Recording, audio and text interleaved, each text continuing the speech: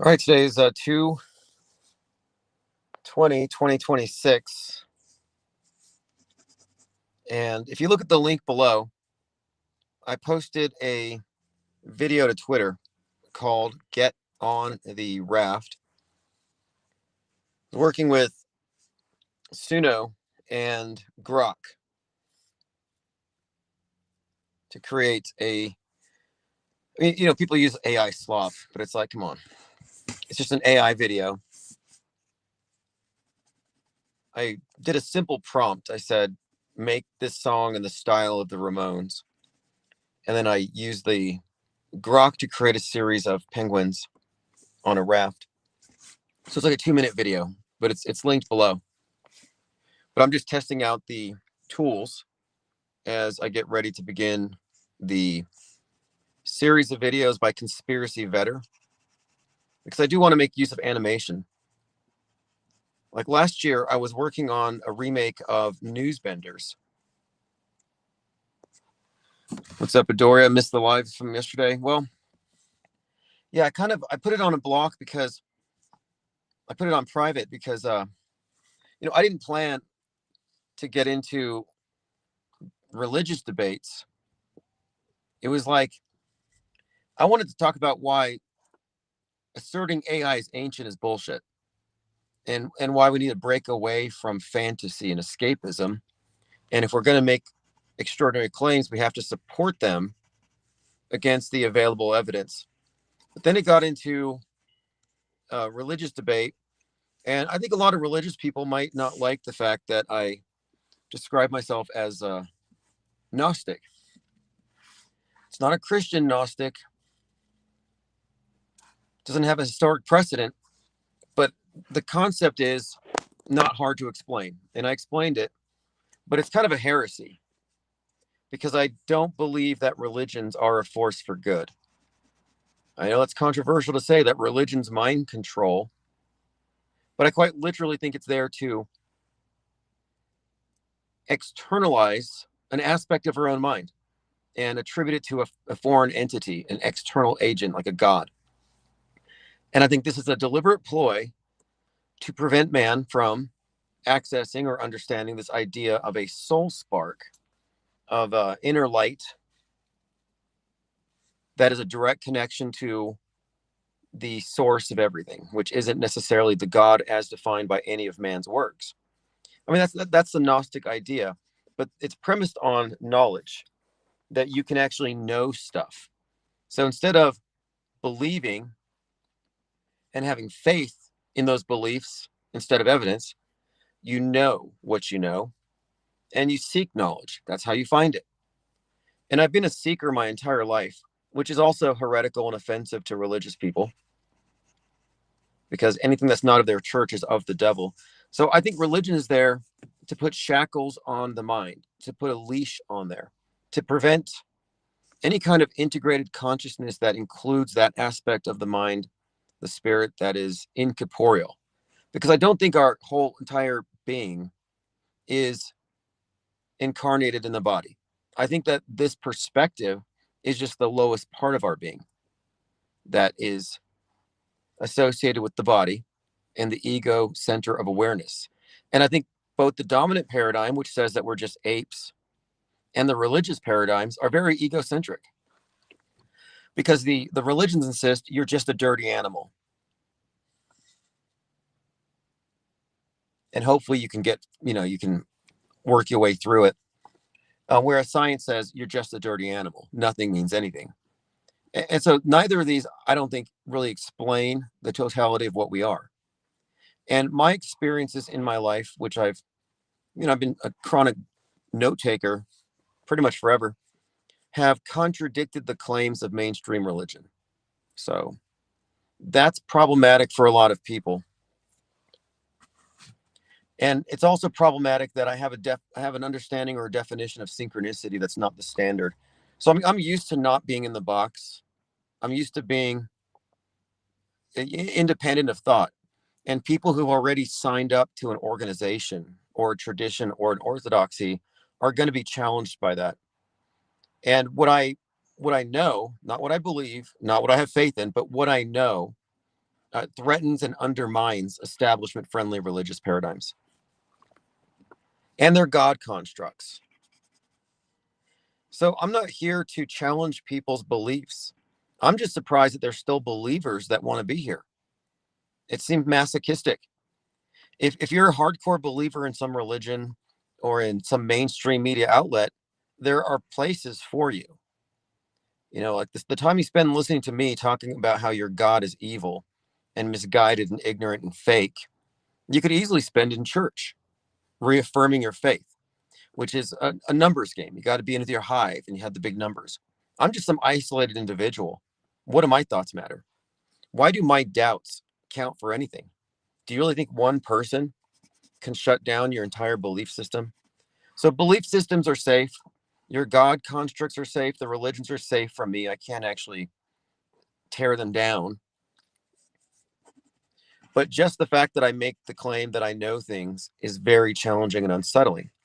And the tendency of the religious person is to demonize and fear that that does not conform. You know, infidels, non-believers. How many different names do they have for the ones who go outside of their boundaries? And their boundaries aren't my boundaries.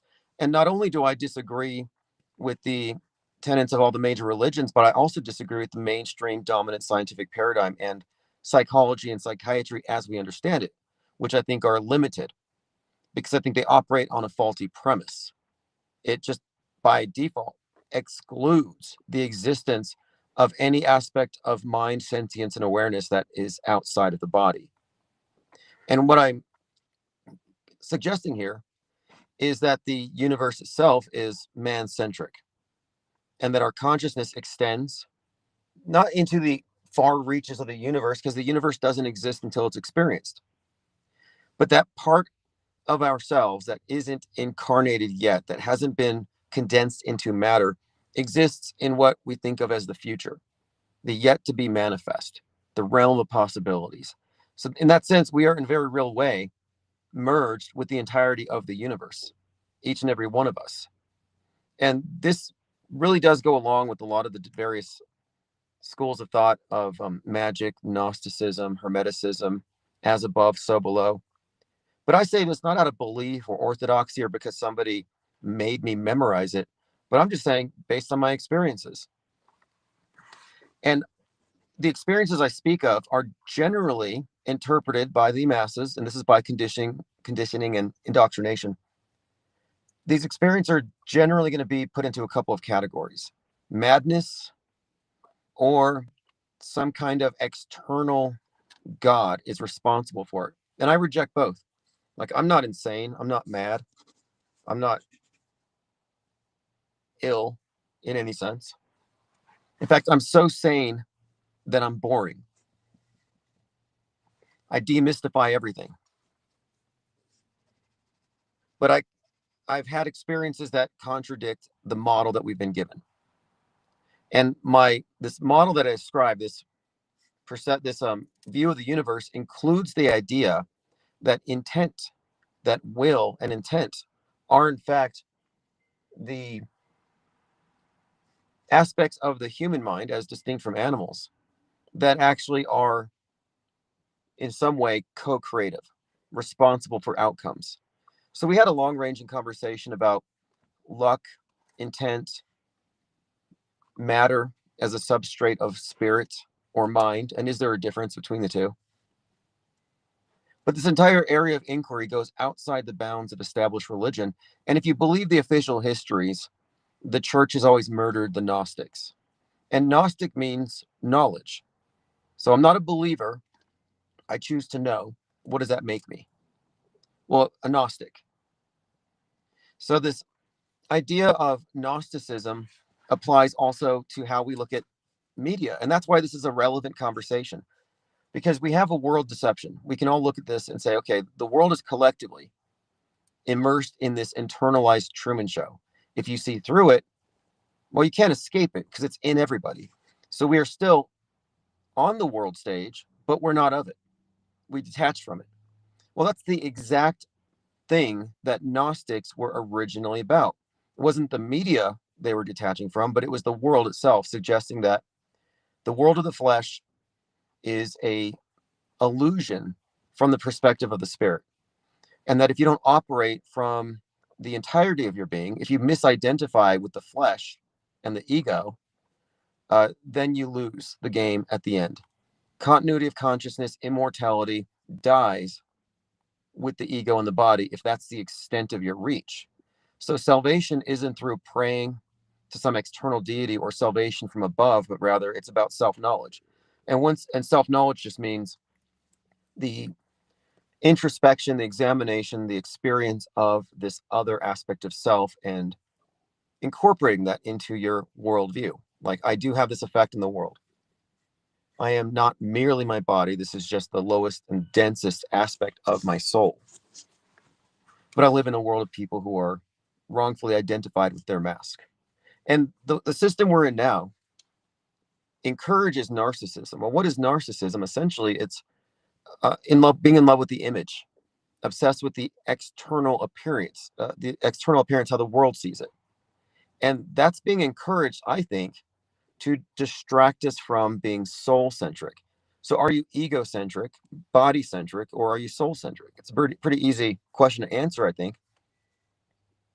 By necessity, most people being concerned with survival, put in fight or flight, stress, competition, are obviously going to be body-centric, egocentric. The system incentivizes it and rewards this. It incentivizes self-centeredness. And then if you have any sort of spiritual inclinations, the religions are there to guardrail that. I think religion is controlled opposition to the extent that they put themselves between you and this inner spark. Essentially, this middleman between the self and God. But the God that I'm describing isn't their construct, which seems like a man-made thing, but it's that part of ourself that is directly connected to the source of where we come from, whatever you want to call it. So I kind of think of each person as an emanation, just like a beam of light, more or less. And the part of ourself that we experience day to day is the lowest level, but we access the higher self that is outside of the time-space box, the cube. We access that through intuition. And synchronicity, I've come to recognize over the years, is not a passive phenomenon from the universe. Oh, the universe likes me, it's sent a message. No, it's actually a feedback loop connecting your lowercase I from the capital I. It's actually how you vertically integrate your consciousness. You establish constant communication with your higher self through intuition, which is a connection that's supposed to be there. And I think it's deliberately effaced and occulted. I think it's concealed and it's misdefined. So if you have some kind of feedback loop with this and you begin to see your effects on the universe, on events, if you see your will manifest in some way, well, if you look at the religious aspect of it, now you're a witch. Now you're possessed by demons. You're evil. If you look at the dominant scientific paradigm, the materialistic reductionist view, now you're insane. You're apopheniac. You should be drugged. So however you look at it, progressive or traditional, in your views, in your worldview, you're wrong if you escape your ego. And most people today buy into the idea that we're just animals with high intellect, but that's it, that there's nothing beyond this. And I think they've been given a false model. So when I say I don't think the universe exists until it's experienced, I quite literally mean that. I don't think it's that static. And my reason for arriving at that was trying to understand how you can account for synchronicity, how you can account for events that seemingly coincide with one's will. And this is something that's observed through time, through observation of one's thoughts, intents, and outcomes. It's not physically possible. Not if we think of time as linear in the way it's described, and not if we think of the universe as static and existing as it is, not something that is coming into being. And in the part that's coming into being, which I would describe as being in the future, the yet to be, that place is where the rest of our sentience, our awareness exists.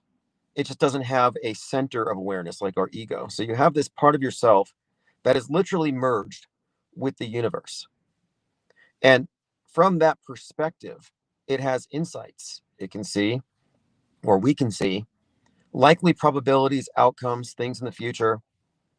And then there's some element here of where will interacts with that information field and actually has some sort of agency in determining what happens. So this is sort of in the realm of not the passive mystic view, but more of magic. Like, is man, are we here as co-manifestors, co-creators? Is that a birthright, an innate capacity? Is it an aberration? And I think it's an innate capacity. So the religions teach you if you need something, you have to reach to something external, pray, and maybe you'll get it. And I don't think it's that simple. But I think that's sort of a way of hijacking what is an innate capacity. So what I'm kind of getting at here is that I think that we've been given a model of the world that is obviously false and limited, but we've also been given a model of the mind to correspond to that. So it's similarly truncated.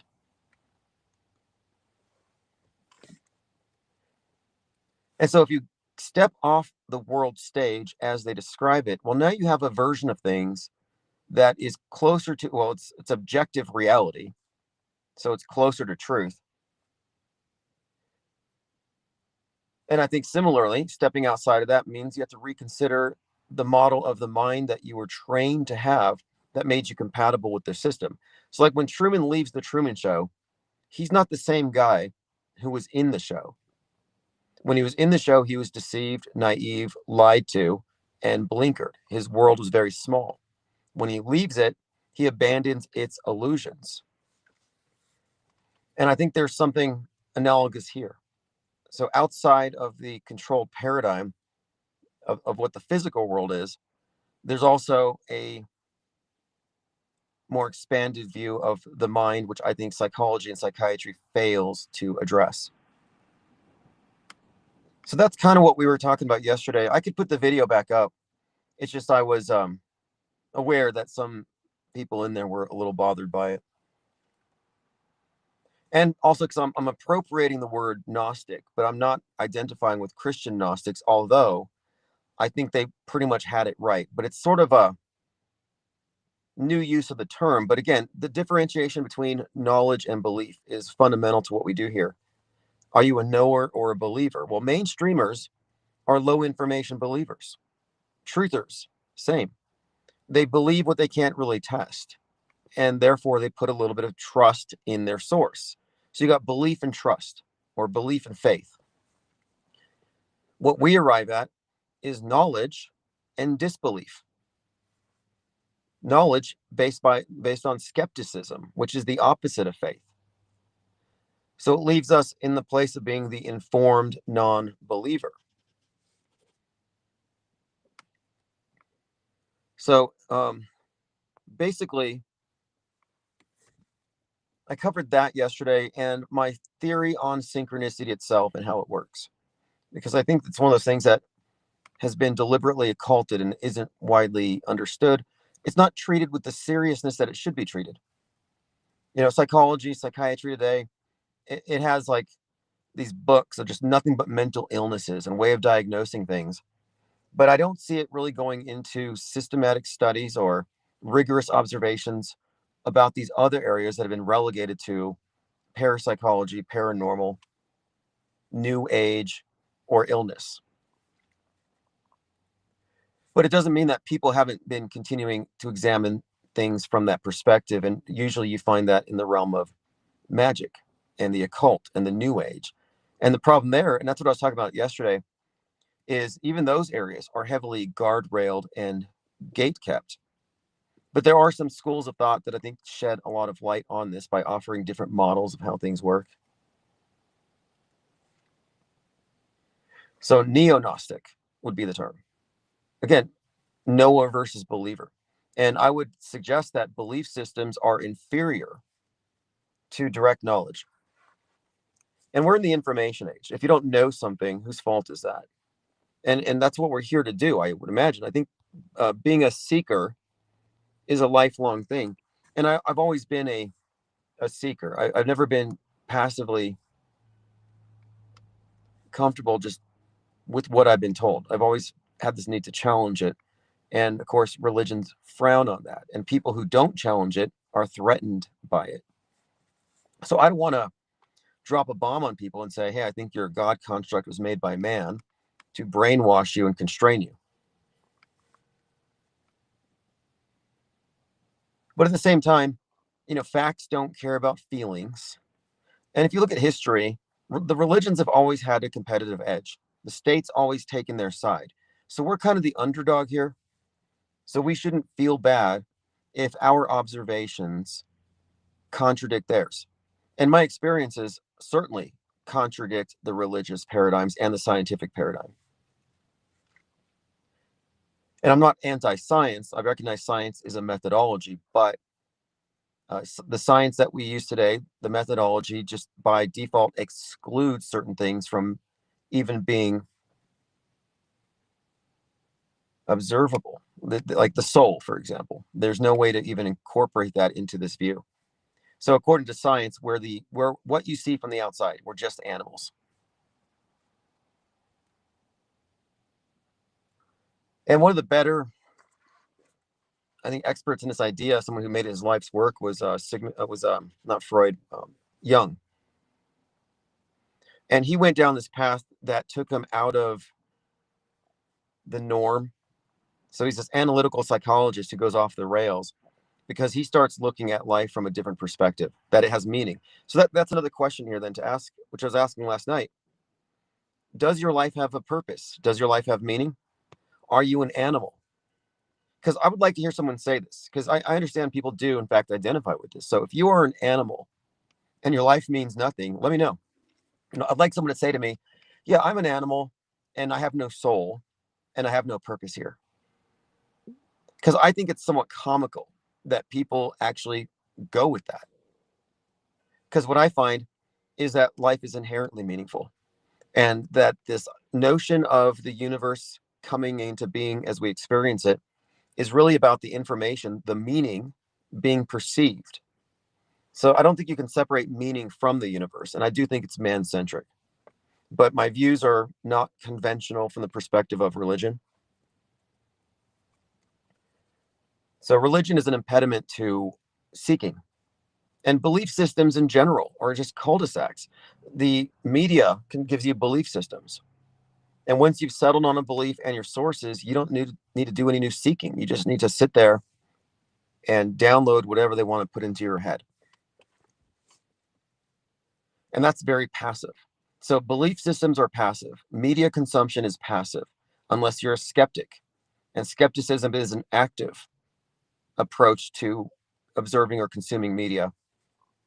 So we are active news consumers, but when it comes to spirituality, religion, and stuff, the active role has always been demonized. You're supposed to be on your knees, be a sheep, be a passive recipient, be a memorizer, be a follower, go with the hive like a good drone, not go your own way, which is what I've always done.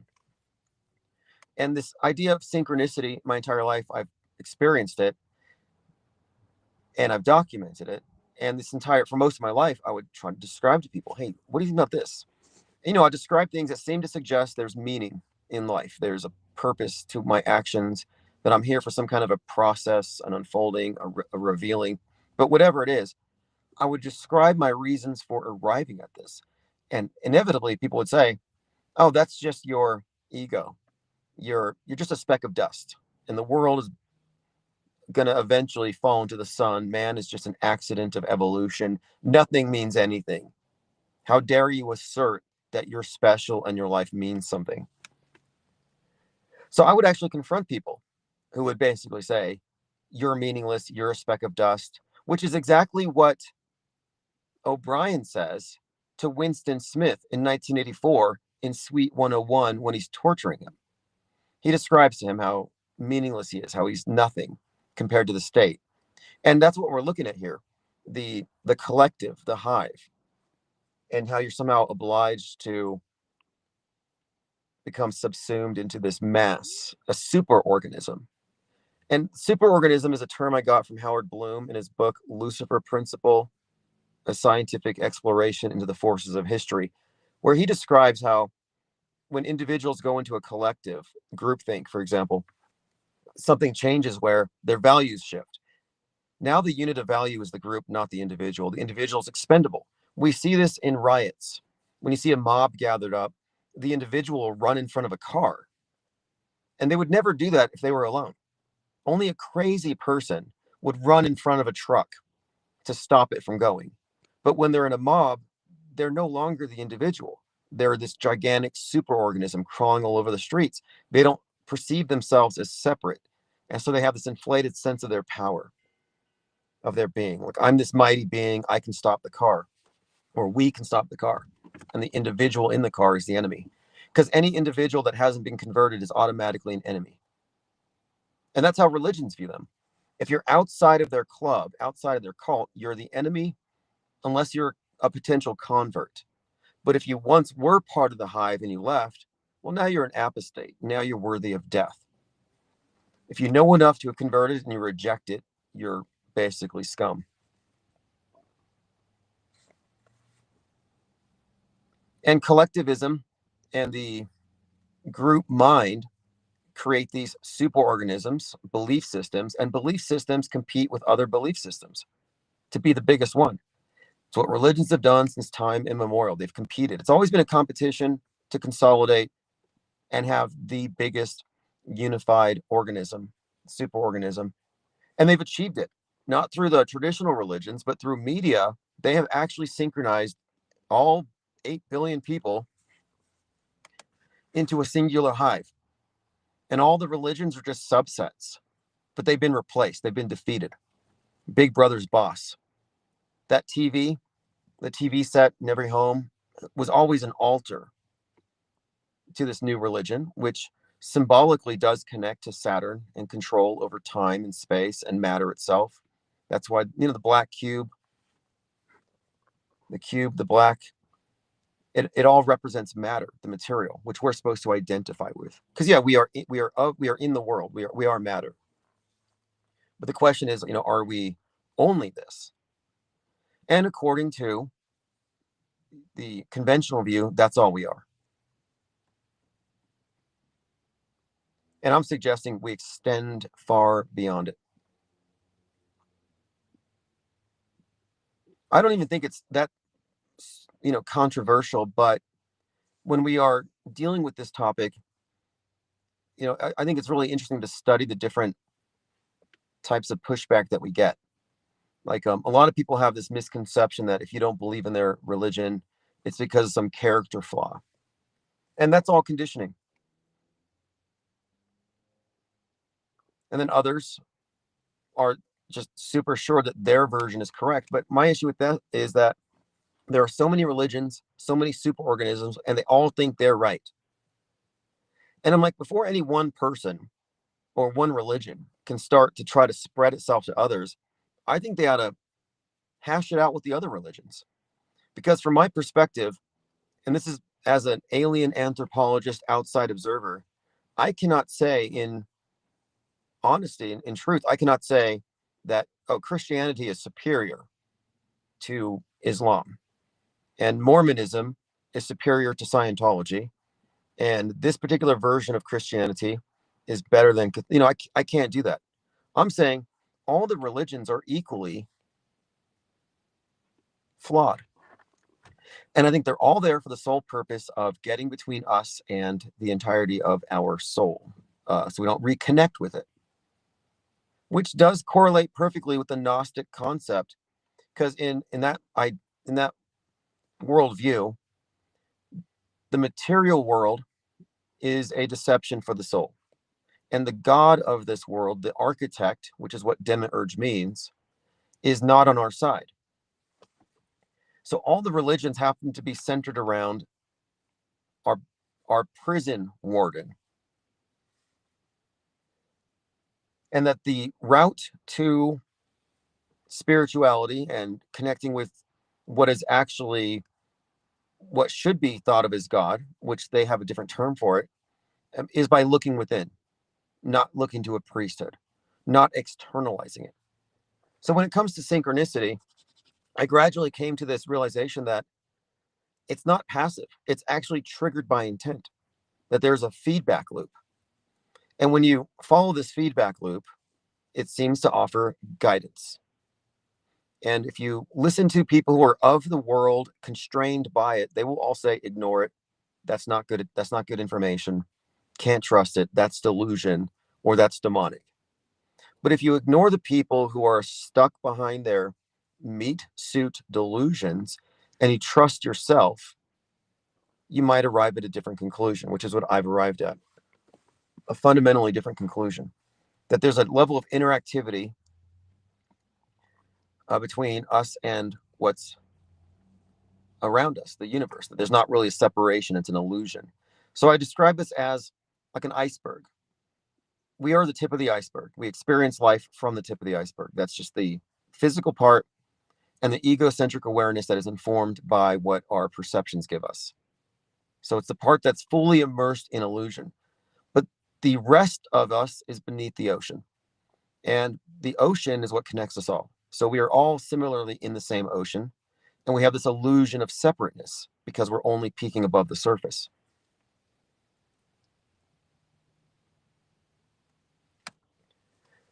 Well, this concept is fully explained in the Thelemic school of thought, which thelema is Greek for will. And the concept is simply that in order to align with the entirety of your being, you have to establish a communication, what they call conversation, with the guardian angel. And that's just a metaphor. It's not a literal angel, but it's a metaphor for the part of the disembodied or incorporeal aspect of the self. And that this conversation is what I'm talking about. It's this feedback loop that we experience through synchronicity and what appear to be meaningful exchanges. Well, I was noticing these things for some time. I just tacitly accepted the guidance. I had no idea where it's coming from. At first I thought angelic, some kind of intercessor. And I followed it, and there was a few points where it was seemingly testing me to see if I was going to take sides, if I was going to operate from that perspective that's inclusive of this external source of information, or am I just going to shut myself into the meat suit and the worldly perspective? And I sided with the light because it's light and dark. The material's dark, soul is light.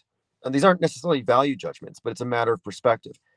And when I decided to trust it implicitly, it did seem that not only was it guiding me into things that were there to show me that it was to be trusted, but it had some kind of a moral sense, like it's involved in something, as in it was testing to see, and I say it, but it's actually me or some part of me that isn't just down here. And it was essentially saying, am I going to be a conduit for light in this life, or am I going to stay immersed in the dark, in ignorance? So it's light, knowledge, dark, ignorance. And ultimately, that's what good and evil in this context could represent, ignorance versus knowledge. And the institutions all pull the wool over your eyes. That's the ignorance. Right now, it's the black mirror that cuts you off from reality. And as an intercessor, it kind of just adds in its own version of things. And that's where we get our internalized illusions. But I learned to trust it implicitly. And over time, I just kind of gradually incorporated this into my being. I'm like, okay, well, doesn't matter if everyone else is still plugged in fully to the matrix pod. Doesn't really affect me. I do have this additional source. But what demonstrated its truth to me were these various events where it was impossible for me to have known anything about a situation. I only had this intuition. And so there's no connection between what I'm sensing or perceiving and how something far off that hasn't happened yet. There's no way I could have known something. Like there's no physical way, anyhow. So I had to recognize that this other information stream is not bound by time space. It has a different perspective. But trusting it repeatedly over the years, eventually I came to the recognition here that it's not an external deity. I'm not guided by the gods or the various entities of these religions or myths, but rather I recognize that no, I'm actually synchronized with or vertically integrated with my own consciousness. And then it gets a little deeper. But the main point is that it occurred to me that it's similar to echolocation. So if you look at the future as unknown, so it's black, it's darkness. So we're all facing the same darkness in front of us. We don't know what's next.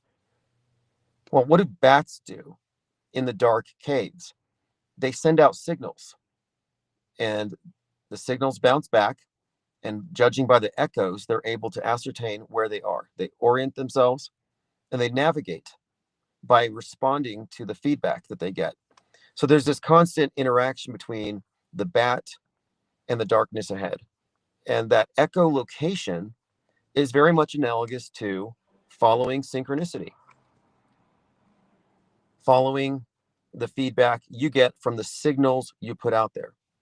Now, this is the part that makes me say it's active, not passive, because most of us are, or most people do, more or less act like they're leaves blown in the wind, that events happen to them. They're not at cause, they're not the agency behind it. And I dispute that.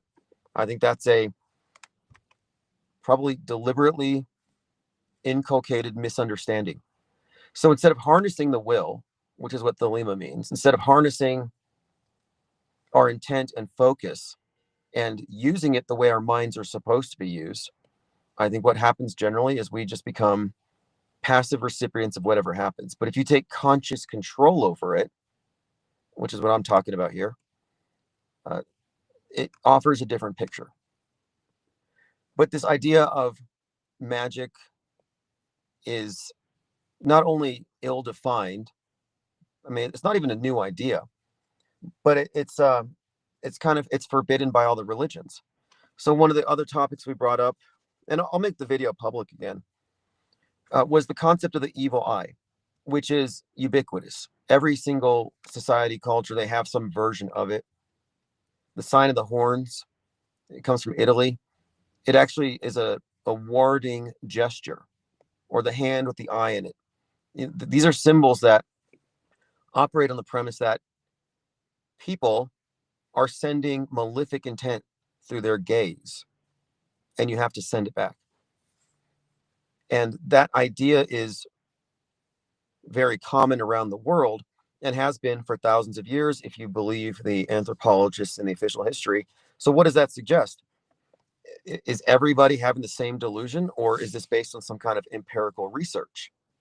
Do negative people, jealous, envious people, unconsciously project their hostilities in some way that actually causes tangible ill effects on people, sickness and misfortune? And I would say yes. The key word, though, it is unconscious. They may not be aware of it, that it's just a byproduct of all the repressed emotions. So what that demonstrates, though, is that our thoughts are things. Our thoughts influence matter. And the idea there is simply that becoming aware of our effect through repeated observations, by acknowledging these effects, you can take control of that. That's an innate capacity. But it doesn't have to solely manifest as some negative effect on other people. That's just somebody not controlling it. But what does this actually suggest here? Well, to me, it suggests that the focused will, empowered by emotion, not jealousy or envy necessarily, but emotion in general, does create some kind of effect. And it's not just like you stare at someone and they get a headache. What these descriptions often include are misfortune, that events go wrong for them, what looks like bad luck. So the concept of magic or influencing matter via thoughts includes not just material effects and disruptions, but disruptions in the chains of events around things. So events themselves unfolding in a way that somehow makes the outcome align with your will. So that right there, that aspect of it cannot be explained through linear time, past, present, future, and everything is more or less going to just go along with this, the physical laws as we understand them. But this says no, we have an override, that we are in touch with the source, and that we can put our own programming into the source code and observe outcomes. So this line of thinking isn't new. It's been very refined by these various secret societies and groups.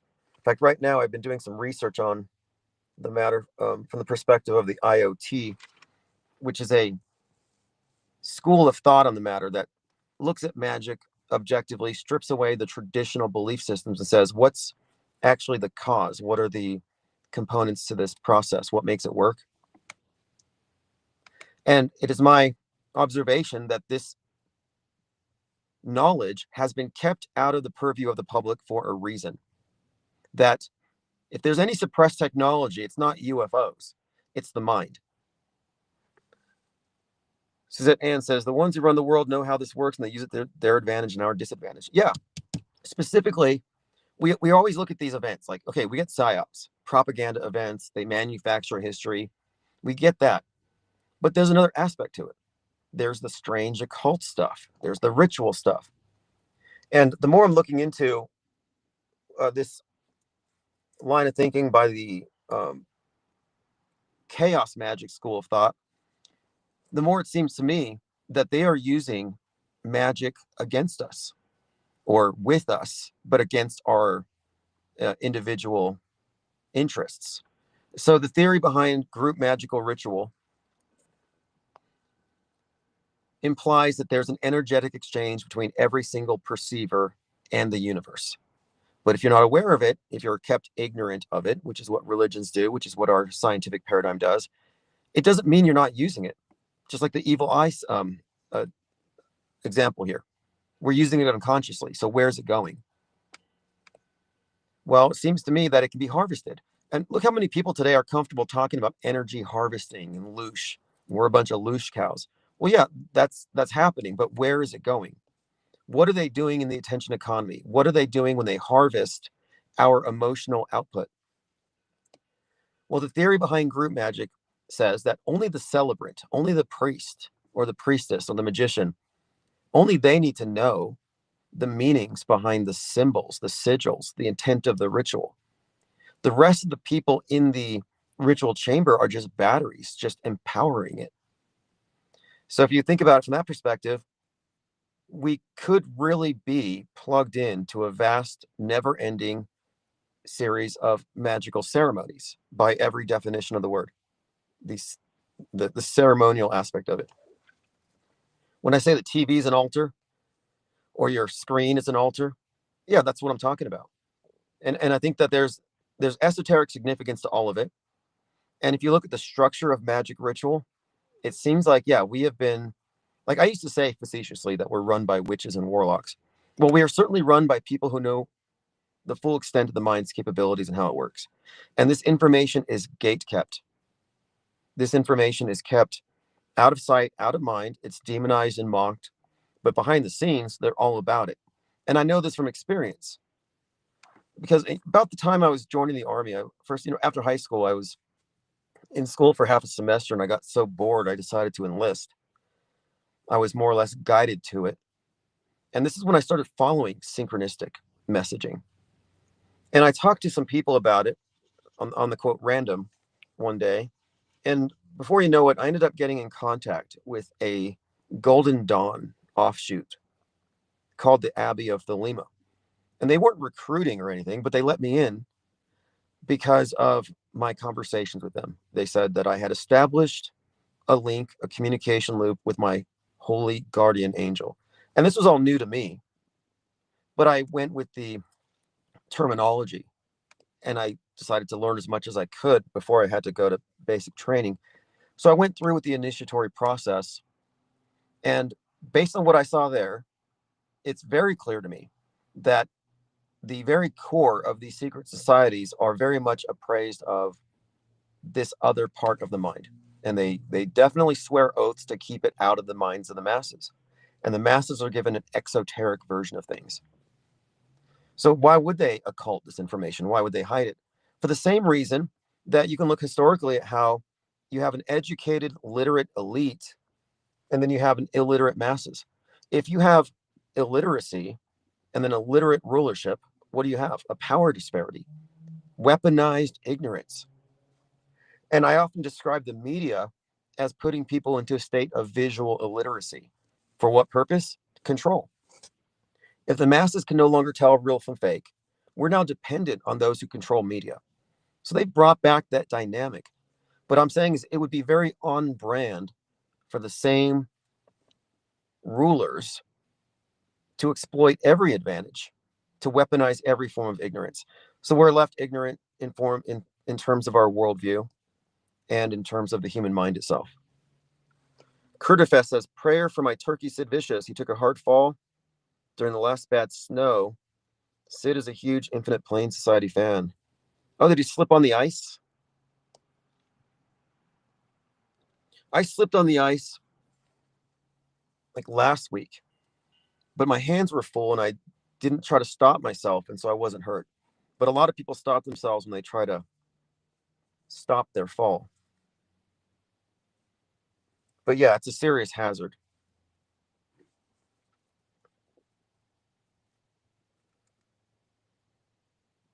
But what we're describing here is just, it's a parallel. So there's this analog here. If you can see through the propaganda matrix that puts you in a false worldview, then you can surely see that we've been given a false version of the mind, which makes us compatible for their system. Like you have to be a Truman to operate in the Truman Show. Knowledge set him free. And knowledge of how media works has 100% set us free from being reactive, emotionally entangled, guilt tripped, manipulated into crying over crisis actors. I mean, if you look at the effect that media skepticism has had, yeah, you've actually retained a lot of your quote louche. You haven't fed into their system. So what happens if you don't? Well, if you don't, I think that you become something of a threat to the system because they're based on harvesting all of this. So you can unplug from the matrix pod, and once you do, it's not like you plug back in. I took 10 days off last month or last year. Towards the end of the year, I took 10 days off, 10-day media fast. And I came back and it wasn't like, oh, I suddenly trust the news. No, I came back into the swing of things. And at no point did I think, oh, wow, I'm glad I took some time off because mainstream media was right all along. No, once you see the structure for it, once you see through it, that's it. It's a one-way trip. The off-world stage perspective is permanent. But I think along with this, what I would consider to be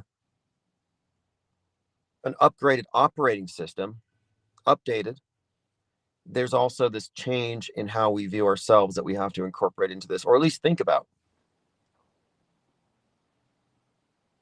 And that's why I think this conversation has value. This whole topic has value because, yeah, we are, in fact, reframing not just how we see the world, but how we see ourselves in it.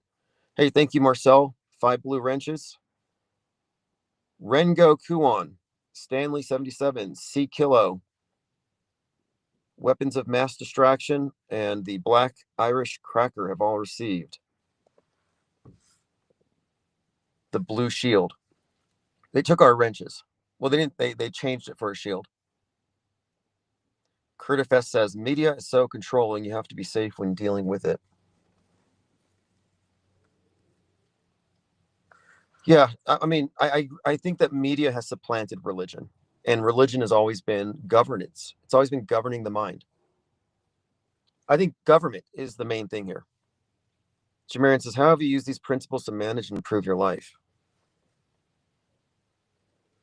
Well, that's the part that, you get into it and it's like, well, I can't just give you anecdotes, nor would I ask somebody to believe something that I'm not able to show evidence for. And talking about it puts you in the category of being a heretic, witch, demon possessed person, or a mental patient. And like I said before, I'm very sane. I'm an objectivist. And objectivism had its limits because they never did unplug from the media matrix. So they were never objectivists. They were always immersed in a subjective world. And another limit is they automatically rejected the mystical. They rejected all this idea, all these, in fact, they were just very materialistic. But you can have an objectivist framework and experience things that are outside of your expectations, and you just have to incorporate it and accept it as an objective part of reality. So when I say Gnostic, I mean I know. I don't believe that my thoughts are part of the reason certain things happen.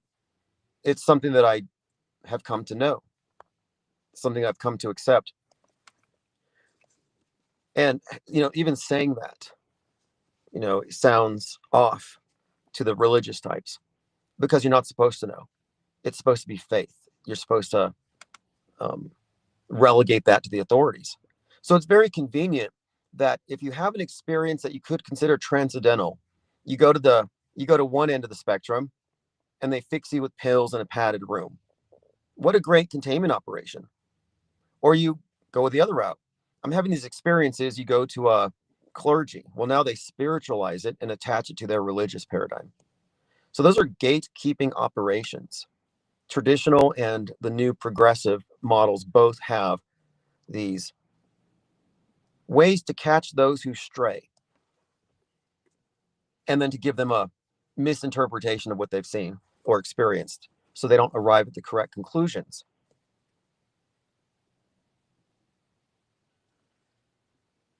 So I've chosen the term neo-Gnosticism within the last year because I never defined it before. But then I'm constantly seeing myself confronted with religious types. And I'm realizing, okay, I need to take a stance here. Because if I keep giving religious people a pass, I might be inadvertently accepting some premise that doesn't exactly comport with the off-world stage. Like religions, in my view, are part of the world stage. They're not transcendental. They reinforce the dominant paradigm in every instance. I mean, that's how the matrix works.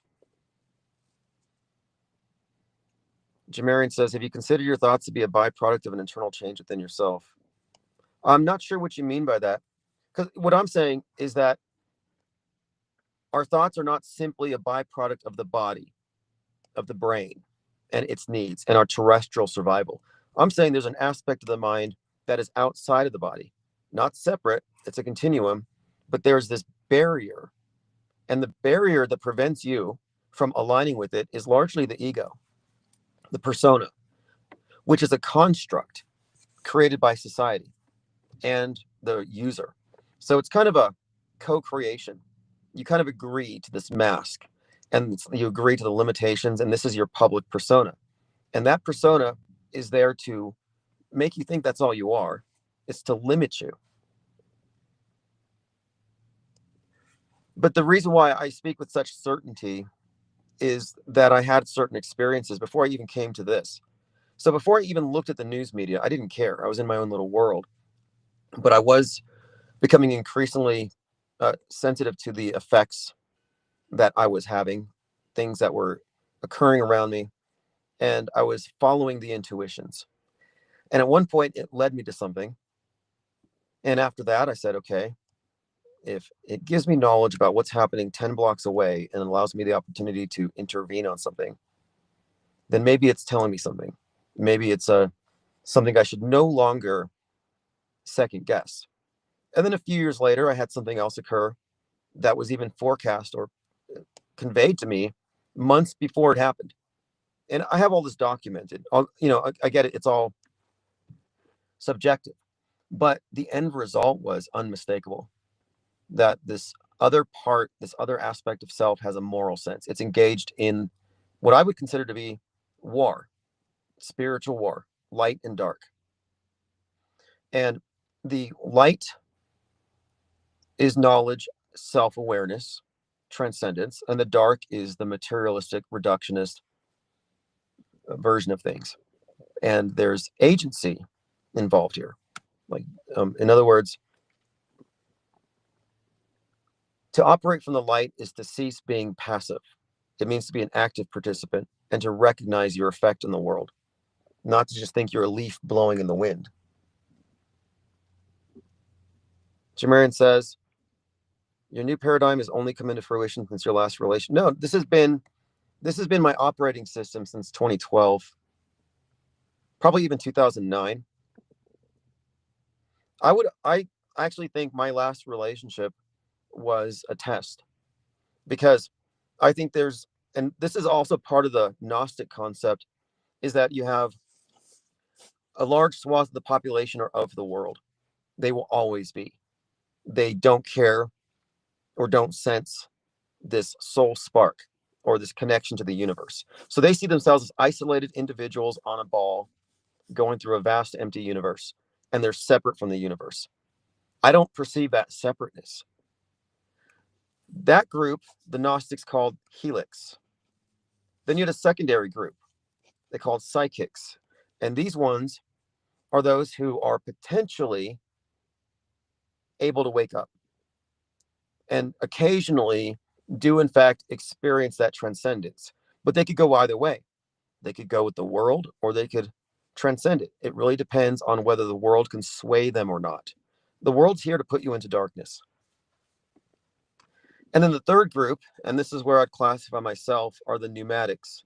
The pneumatics are already outside of it.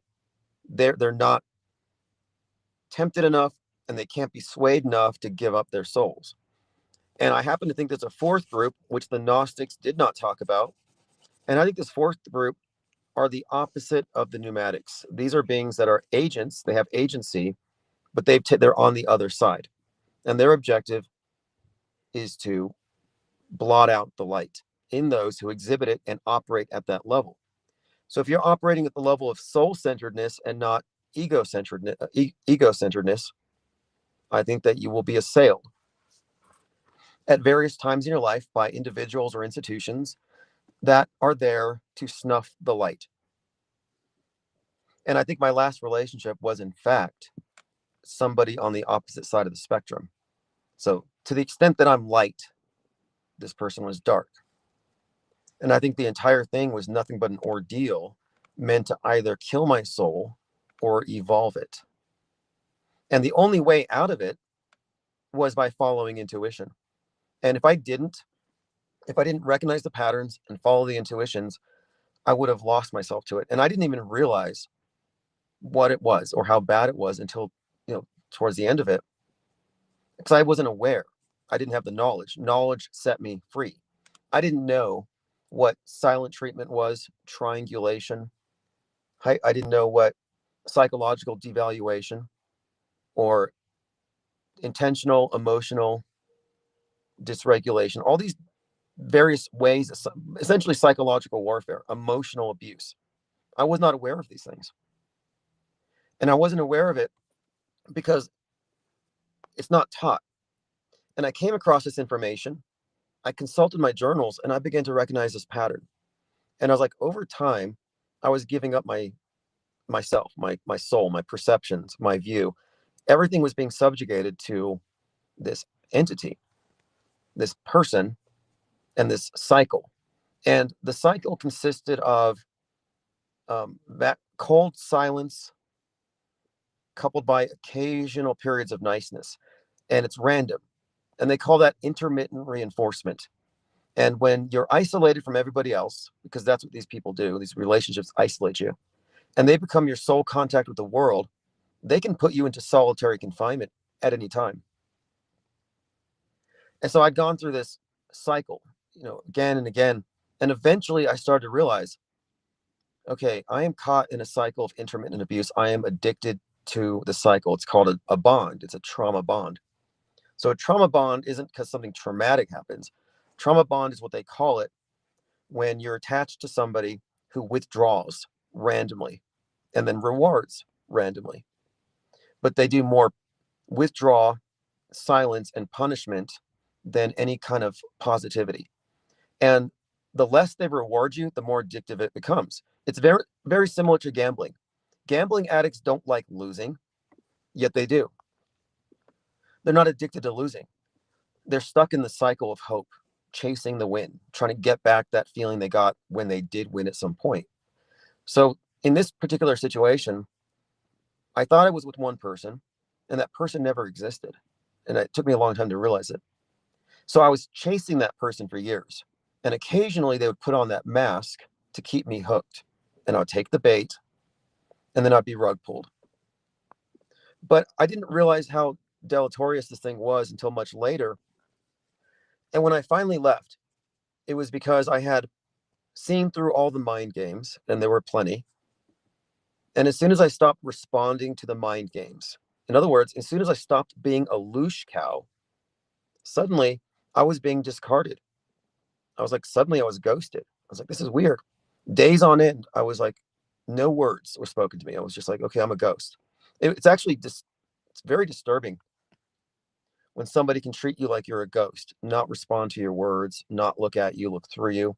And I just took my leave. I just walked out. Now, I didn't leave for the longest time because I didn't understand how it worked. I had to essentially wean myself off of the relationship and replace it with other things. So I doubled down on other things, like exercise, art, and this. I really, IPS actually saved me because I had to get an office space in order to do my art and in order to live stream because I wasn't allowed to do that at home. And when I say not allowed to, I quite literally mean that. Like it wasn't going to happen. There was like a war on IPS. There were attempts to guilt trip me out of everything. So I had to set up a separate space to even make this stuff happen. But I realized this is necessary for me to retain some kind of integrity so I don't lose myself in the mix here. So I don't lose myself in someone else's mood fluctuations and ceaseless demands for attention and constant invalidation. And I was losing sense of myself. My standards on everything had dropped. But I think that was, again, I think that was a test. I think that I was essentially shining, like sharks can smell blood. I think you're radiant. And that's what happens when you align with the higher self. You are radiant on this plane as opposed to being neutral or dark. And it attracts darkness. And it always has my entire life. Like looking back at these patterns, I'm like, I've always attracted psychopaths. Why is that? It's like they gravitate towards me. Psychopaths, narcissists, very much disordered people have always managed to work their way into my life. And I realized, I think it's because there is this inherent spiritual war. Now, that was 4 months ago.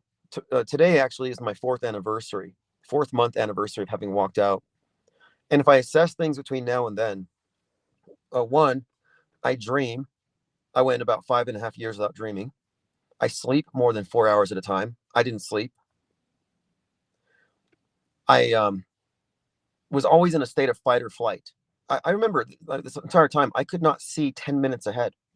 I couldn't make plans. Everything was always up in the air. And there was always this sense of anxiety. In fact, whenever I'd have to go pick this person up, my heart rate would go up. I had intense anxiety just about being in their presence. Like, who's it going to be this time? Is she going to be nice or is she going to be cold? Is she going to be hostile? But it was always uncertain. And that uncertainty is one of their weapons. They keep you off balance. But since I've left, I sleep. I am calm, no anxiety. I actually plan things. Like the fact that I got back into school full time, that was not even conceivable before. Because I had no ability to follow through with things. There was no consistency. I've probably gained 25 pounds since October. And I haven't changed anything, as far as like my exercise routine. But it just shows me that while I was in that situation, I just wasn't eating enough. If you're going to exercise every day, run, weight train, etc., you have to consume a certain amount of calories to support that. And I just wasn't. So I didn't even know how much I was being held back. I stopped reading for a long time. In fact, until I recognized there was a problem, for the first 3.5 years of the relationship, until I recognized it, I didn't realize what I was losing. I was like, wait, I used to read 3 or 4 books a week. Now I'm not reading. I used to draw and paint all the time. Now I don't. And so I don't blame this person. There's no animosity because that person doesn't exist. I don't know who that was. And that sounds strange to say, because from the outside, everything looks perfect because they put on a perfect mask. So from the outside, the external, from a purely materialistic perspective, everything looks fine on paper. In person, it's like, that looks normal. But behind the scenes, that's not what it was. It was a war on my soul. That's the only way I can describe it. And looking back, I'm like, how did I manage to have a 5+ year relationship with 0 conversations? Because for the first few months, it was me doing all the talking, and she listened and liked everything I had to say, which is all fake. That's how they trick you. They mirror you back to you in order to make you identify with them. It's all a trap, and I fell for it. But for the remainder of the relationship, we had 0 conversations. And when I first started reaching out to people, someone asked me about this because she didn't show up at some funeral or something, and a relative asked me. I'm like, that's a red flag. And we started talking, and I was like, this is weird. I'm talking, you're listening, and then you're speaking, I'm listening, and we're having this engagement. And I was just realizing I was not having conversations outside of phone calls and IPS. I had 0 conversations. They weren't actual. So there might be me talking, getting ignored, or I'm getting this nonstop filibuster deluge of words that I can't even interject in. I wasn't included in conversations. So I was being erased, systematically erased. And I think I was targeted because of my voice.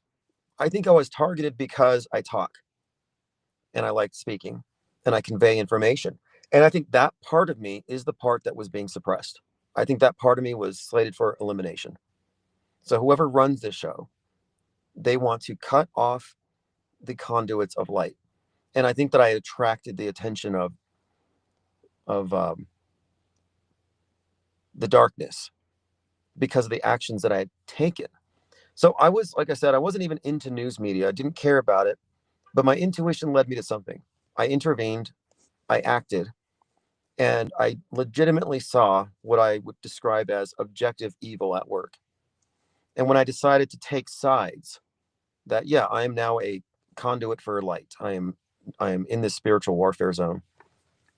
As soon as I made that conscious decision and agreed to it, my life changed rapidly. And the next thing you know, I'm in this hotel room for a week and I'm having all these wild epiphanies. And suddenly I'm like, holy shit, the news is fake. And for all I know, the world could be flat. I don't trust anything anymore. Like everything shifted all at once. And it was a sense of direct knowing. It was intuition. It wasn't specifically based on any detail, but it was like I suddenly had this realization that of this place. I remember when it happened, there was a specific moment because I was already having this reframing of my sense of reality because I was starting to incorporate synchronicity and intuition. So it was already happening. But there was this one specific moment where I said, whoa, we're in some kind of massive global detention camp and nobody sees it. So it just hit me all at once. And I think that it hit me because of what I chose to align with. And that's why I went from essentially aligning myself with this. And then next thing you know, it's like an assignment. Okay, this is what you're going to do. You've seen the light, you've aligned with it. Now you have to bring it into the world. And you're going to do so by exposing the worldly deceptions. So it was like a mission, more or less. A purpose had been handed to me. And one of the things I was taught in the thelemic group was that when they say do what you will, they don't mean satisfy your worldly desires. What it really means is discover your purpose, which is not from the earth perspective. And once you do that, you align with your purpose. And I think that's what happened. So I think my purpose here And again, I don't have any problem saying that I have a purpose, because I'm not just a soulless animal with no point to my existence. I recognize, okay, my purpose here is to shine a light. And this was conveyed to me from as early back as 2008. The synchronistic messages that I was getting were constantly telling me this. Even before I even opened my mouth once, I was being essentially told what I was supposed to do. I just didn't understand it. I was like, what do you mean? It didn't make sense to me. Like, I was getting these intuitive flashes, synchronicities that were saying, you have a voice, you're here to bring light. I didn't know what it meant because I was quiet, introverted, didn't talk to people. But then all at once, next thing you know, I'm doing live streams. We have 500 people listening, and the reach starts expanding. And if you watch the beginning of this channel, you would have seen our interaction with the billboards, taking the conversations out into the mainstream, forcing them to deal with their own lies that a lot of them didn't know how to defend against. They were bewildered by the conspiracy theories that we were releasing out there.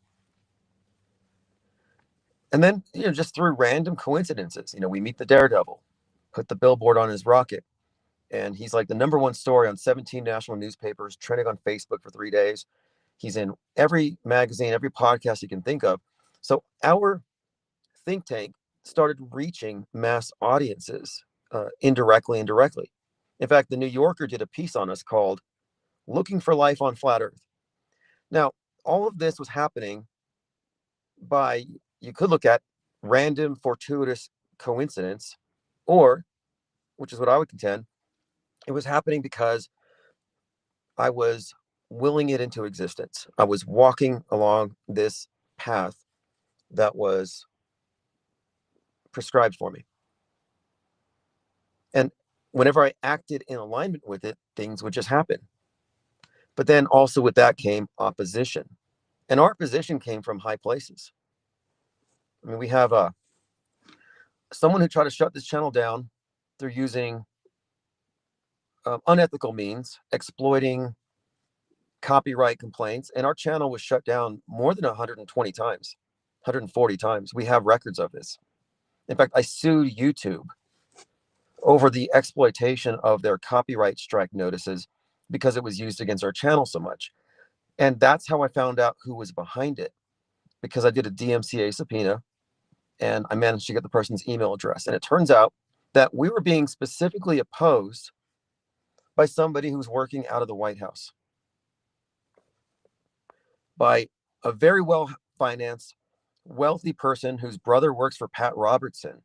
So in other words, we had a politically connected, wealthy opponent working for the Department of Defense, specifically tasked with not only shutting down the channel, but sending people into my life.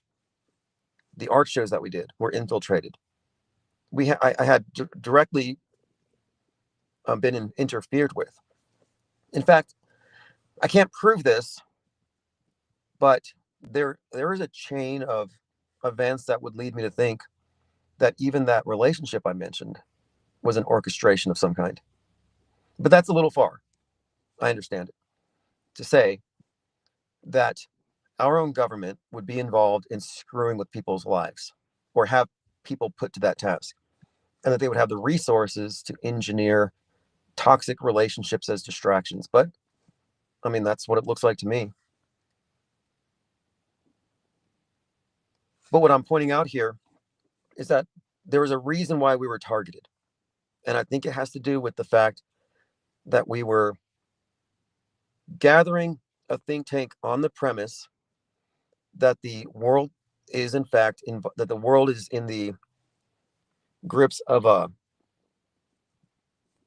an entity that puts everybody into a false paradigm.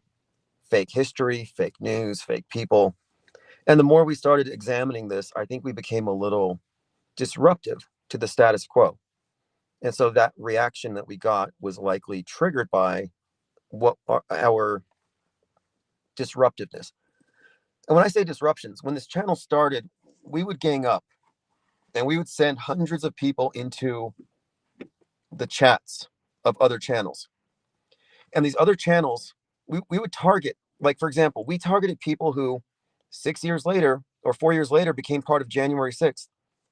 We found all the alt-right influencers. We raided their chats. We got sound bites out of them. Like, we were pretty much unstoppable until YouTube started putting up barriers because of what we were doing. So I see a lot of the suppression of this channel as essentially blowback from what we did. It hits back. But now we have a better platform, a better understanding. We've evolved. This whole thing has become very anti-fragile. But the IPS think tank has evolved since it started. And the place we are right now is perfectly poised, I think, to do a even greater level of disruption, more systemic damage. I mean, we can really change minds and pull people into this other perspective. We've got the plan. It's already been initiated. It's just a matter of time. So there is a mission to what we're doing. And the mission is confronting the darkness, the weaponized ignorance, and undoing it to the extent that we can. At least that's what I'm in it for. Let's go. Let's see. Got some comments. Marcel says the light always wins. Well, I kind of disagree. I think darkness wins by default. I think there might be some fundamental balance, but I think that if light doesn't act, darkness wins. But I don't know. I'm not sure. I'm not sure how this all works as far as, is there ever any sort of major shift, or is it always 2 steps forward, 1 step back? But if you look at the big picture, the majority of the population are fully immersed in deception. The controlled opposition has captured all of the free thinkers. I mean, we are a minority, a subset, fringe, or we're the cutting edge. Depends on how you look at it. The system sees us as the fringe. I think we are cutting edge. And if you divide the system into the programmed and the programmers, these are 2 distinct categories. The programmers are mostly programmed by necessity. It's compartmentalized. We, as deprogrammed, have a distinct advantage here because we have more information than the programmers. We have way more information, and we certainly have more information and insight than the programmed. So the objective here now is to aggregate all of those who have deprogrammed to a certain extent and establish ourselves as this third platform, not mainstream, not alternative. The off-world stage is directly opposed to the duopoly, the establishment-controlled mainstream and alt. And this is a viable perspective, and I can explain it. I can explain what it means to have an off-world stage perspective and to be deprogrammed. And it's just going to take what I'm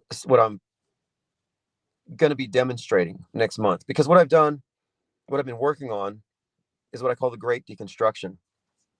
I have to be able to show on paper that we have 2 timelines, real and fake, and that fake is introduced into the real through the medium of fake news, psychological operations, simulated events, that these fake historical events are converging with the populations who experience it. They co-experience these fake historic events through news. And then if you look at the past, the 2 timelines are intertwined. Well, we can detangle those. And we can establish that there are 2 distinct timelines. And once you see those 2, one of them is the programming, one of them is objective reality. You can step outside of the programming. And this changes your presuppositions about the world as it exists according to the consensus.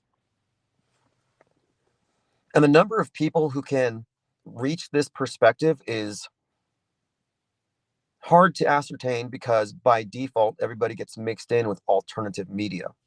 But after the last event, I think Charlie Kirk, enough skepticism around that event, I think, has